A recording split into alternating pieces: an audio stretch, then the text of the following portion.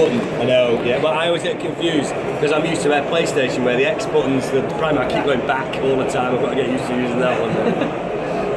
Okay, so let's just jump in and let's look at the offering that we've got. So the whole game is all touch compliant. It's completely touch driven, but it also supports all the Pro controller as well. So if we jump into single player, so this time round we've completely rebuilt the UI and we've totally rewritten all the online. So we have a very seamless online integration now. You just simply go into single game and that's where you choose to play against AI or friends locally or online. So we'll start a new game. We ship with 4 environments. So we have Woodburn Manor, which is a very British kind of old English house. It's got, you know, a log fire, it's snowing outside, it's very warm. We have Musei Capitale, which is an Italian museum, so lots of sort of Renaissance statues and art around, a lovely bubbling fountain in the background. We have Mulholland, which is like a very upmarket LA apartment in Hollywood Hills. And what's cool about that, I know I'm not going to go on too much about VR, but to show you the level of detail we've put into the game, when you stand up and look out the window in the Mulholland apartment, you can see the traffic moving around on the roads. There's that much detail going into it. And we have a new environment for this version that's never been seen before, which is Gomorrah, which is our idea of what it might be like to play chess in hell. Anyone can play Gomorrah. That in the trailer, right? Yes, Gomorrah's in the trailer, yeah. So this is the Gomorrah environment you can see playing now. It's all playable in 2D non-VR, but if you play in VR, in Gomorrah, the Grim Reaper sits opposite you, and you can play against him for your life. And also we have a number of different chess sets. So at launch, the game will have Staunton, which is the classic chess set everyone knows, a more modern-looking set called Williams, a checkerboard set with the pieces stamped on the top. And of course new for this one, because we've got Gomorrah, we have Fire and Brimstone, which are like gargoyles and angels of death that you see here, all with flames coming out of their eyes. So once you've chosen your location, so maybe I'll go for Musei Capitale, and you've chosen your pieces, Staunton, you've also got to choose what material you want them to be made of. And our game's all about texture, it's all about being able to feel the pieces. So you have lots of different materials from wood and metal through to plastic. I particularly like blood and cream. If I was to go and choose Fire and Brimstone, would have different materials, jade, I'd have sterling and tar or precious metals. So there's lots and lots and lots of different materials that you can have the pieces made of. So I'm going to go blood and cream. So once we've chosen where we're going to play and what pieces we're going to play with, we can also choose some of the game modes. So we have a variety of different game timers. You can just play a regular game, no timer.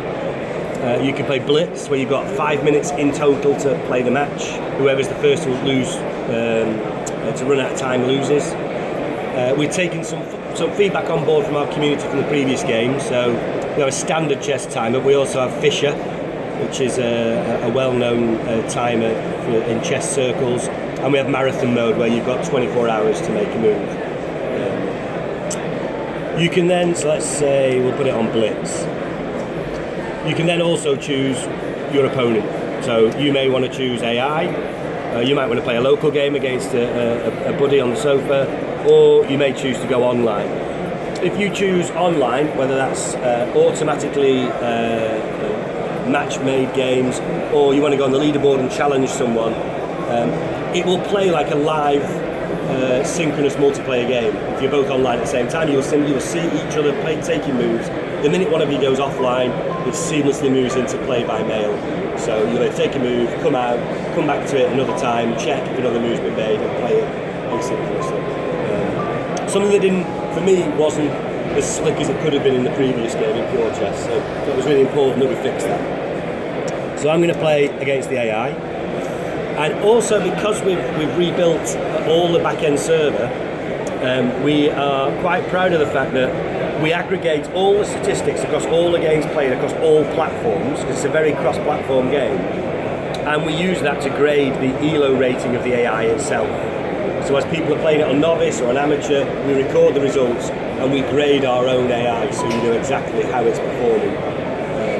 The AI itself has been tested by Grandmasters in the UK, 2 in particular, and they've approved it that it plays at the Grandmaster level. So if you're a great chess player, it will give you a good, solid game of chess. So I'm going to pick amateur, because I'm not feeling that confident, and in we go. So at the start of every level, you're greeted with a lovely kind of camera flyby of the pieces, just to show off how beautiful they are. It will show you a little bit of the environment as well. So hopefully in this one you will see the fountain bubbling in the background in a moment. It randomly chooses which cameras to show. So there you go, there's the gorgeous fountain in the background. On devices that support HDR, that really pops. But tons and tons of details gone into the game.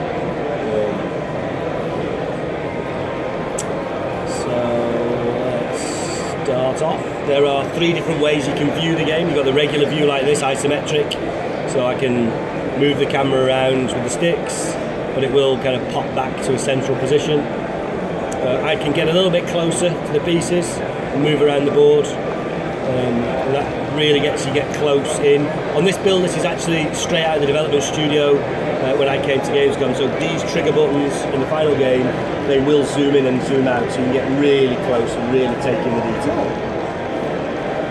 And then the final one, you can get a very top-down view. That works for some pieces, like the checkerboard pieces. Other pieces like Staunton, I find myself not kind of knowing which piece is which, so I prefer the more traditional isometric view. The rest of it, in terms of second-to-second gameplay, it's chess. I could waste our time and play an hour's game of chess, but I don't think that's very productive for us. It's as you would expect. It shows you what the valid moves are for each piece. I'm not going to go into too much detail about the second-to-second chess. Yes. So let me quit out on that for a moment. It is worth mentioning, make a couple of moves. So I have a question. Will it be possible to continue your online gaming with a friend? If you started the online chess game with a friend, yes, online, yes, and we wanted to quit for now, can we continue this game? Absolutely, yeah, completely. Perfect. Yeah, so you just have it in your 6 player slots. You can have up to 6 online games going at any one time. You just need to go and check a move's been made. It will actually tell you on the icon it's your turn to play. That's a lot of why some of the timers have been implemented, and that's because sometimes people they forget, and you don't want to be sat there for 3 weeks waiting for a move. Any platform that has a notification system, we support it so that you get extra nudges that there's a move waiting for you. But not all platforms support that kind of thing. So if I've made a mistake, of course, I can decide to rewind. I can go back maybe 1 move. Cheating! It is cheating. Or I can go back maybe 10 moves, and get all the pieces back on the board. And I can start off from any point I choose. This is the chess I don't like. In previous games, what happened when pieces were taken, they just dissolved away. This time, you'll see the pieces all appear at the side of the board. It's trying to make it as real as we can. And there is something kind of I find quite fun, kind of rewinding and see all the pieces move and fly around. Also worth noting, we're on a timer on this one. We selected Blitz mode. If I can zoom in and just show you the clock. Oh wow! So all the clocks have been built and they all work. Some analog, some are digital, but they work properly in real time. So if you're in doubt of what the timer is, just switch into your view and take a quick look, and it will tell you all the pieces. You can see the cogs moving and the hands will move. Let me quickly show you. I'll quit that one. I'll show you the new environment. the fact that you still have to check. I do. So many times. I will make a mistake at some point and go No problem, backwards.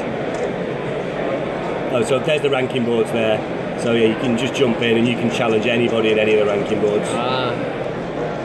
So let's start.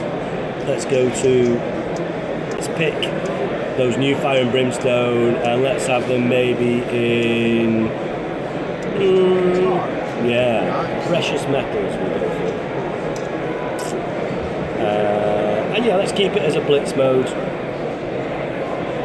So as I was saying, the timers are all built in real, they work, except on Gomorrah, where it didn't really make sense to have a physical timer with hands and clocks.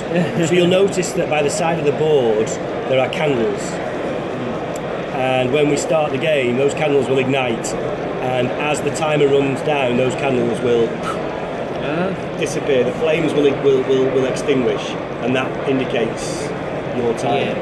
So a little bit more subtle, very cool. So let's switch. So yeah, if we were to leave it for any length of time, you would start to see those candles start to reduce and eventually extinguish.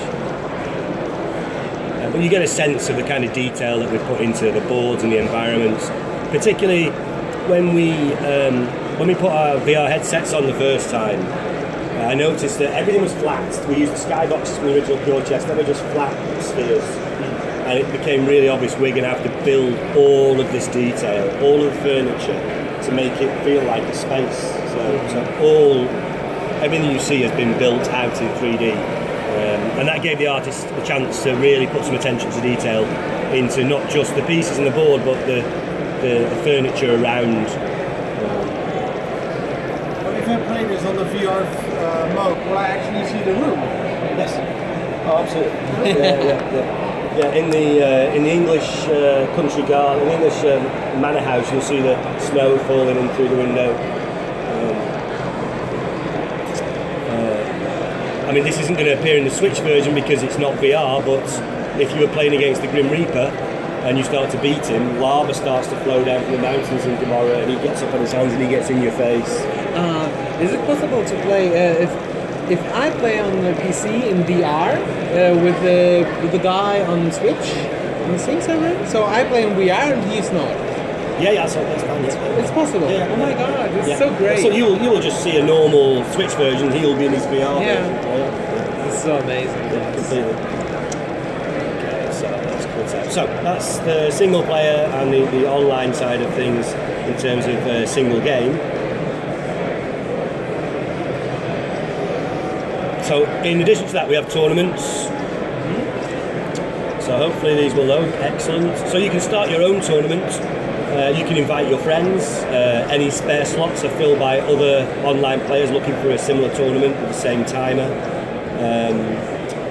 We also are now doing curated Ripstone run tournaments. So this is a live tournament that's going on right now across platform. So we can dip into that now and take a look at how that's going. We will do a lot more of this. The first one we've done, so there's a few things we're going to tweak. But you'll be able to then go in and look at any of these matches that have been played and replay it. So you can replay the previous match. Oh, completely. Yeah. So you can learn from your board before you play it. Absolutely. Yeah, absolutely. You can see the style of chess that they play. So I can look at that. It gives me a very quick view of what the final board looked like. I know that's a boring game because that timed out. That looks like an interesting one. I can watch a replay of that. It will always default to whatever environment and pieces you've selected last, so we're going to be back into Gomorrah again. And there you can see how the board ended. So, of course, I can rewind, get all those pieces back on the board. In fact, I can get it all the way back to the start, and I can button through move by move and see exactly how that game played out, piece by piece. So again, a little tweak I want to make before we launch is ideally I'd really like to just hit play, just sit back and watch. Sit back and relax. Yeah. Nice. But yeah, you can definitely have a good look at your opponents in his previous games. Okay, so let's take another look at how that tournament's gone.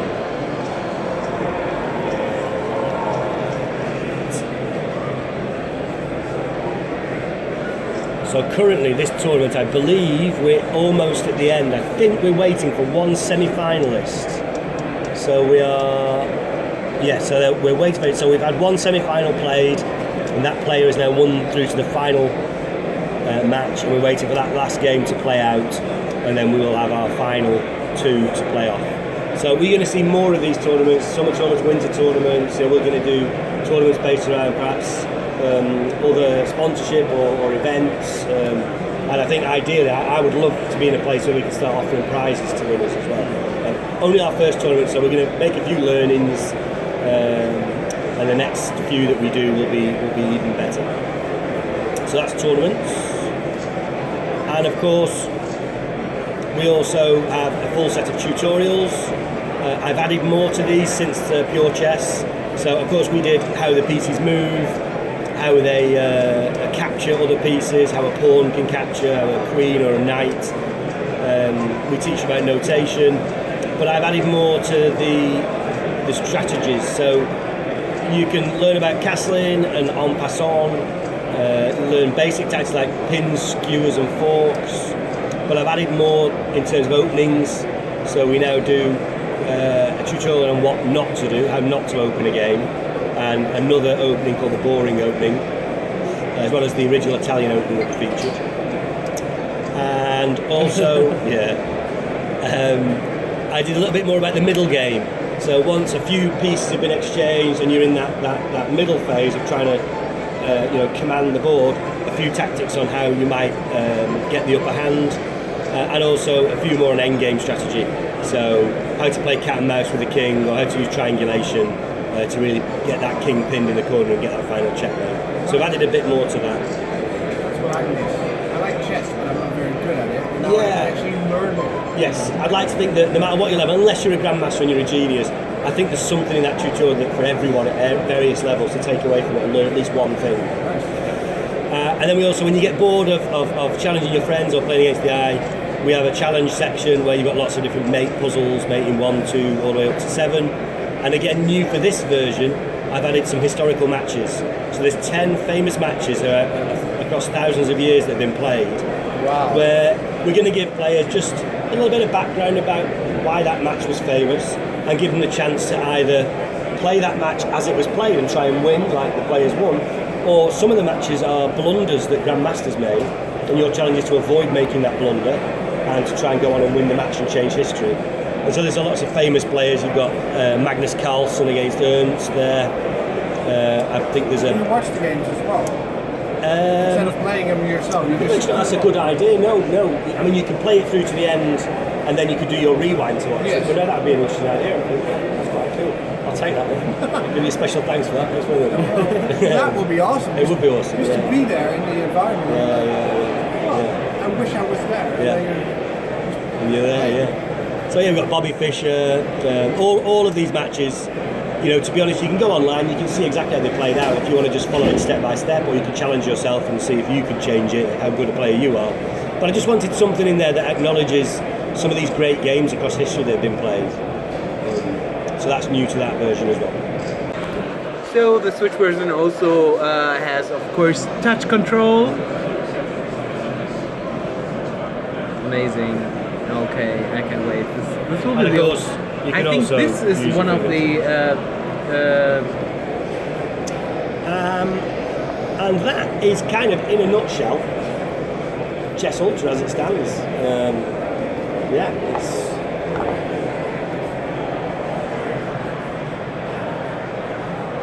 Thank you.